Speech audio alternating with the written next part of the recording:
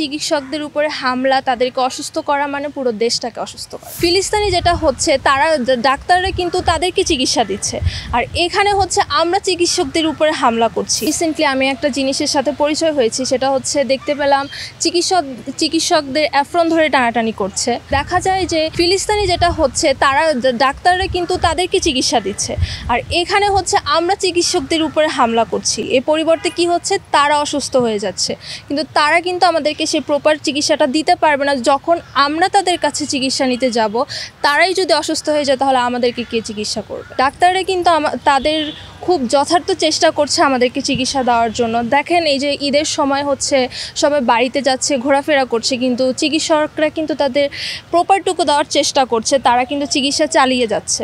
আশেপাশে দেখা যায় ছুটির দিনগুলোতে হচ্ছে সবাই নিজেদের মতো সময় কাটাচ্ছে, কিন্তু চিকিৎসকরা কিন্তু তাদের প্রপারটুকু দিয়ে তারা কিন্তু তাদের ডিউটিগুলো প্রপার পালন করছে। তাদের উপরে যদি হামলা করি, পুরো জাতিটার উপরেই কিন্তু হামলা করা হচ্ছে। তো এইটা একদম একটা হার্মফুল আর প্রপারলি একটা খারাপ একটা বিষয়। তো আমার মনে হয় যে জাতি হিসাবে আমাদের উচিত চিকিৎসকদের পুরোপুরি সাপোর্ট করা, তাহলে আমরা আমাদের প্রপার চিকিৎসাটুকু, তাদের ভালো জিনিসটুকু তাদের থেকে পাবো।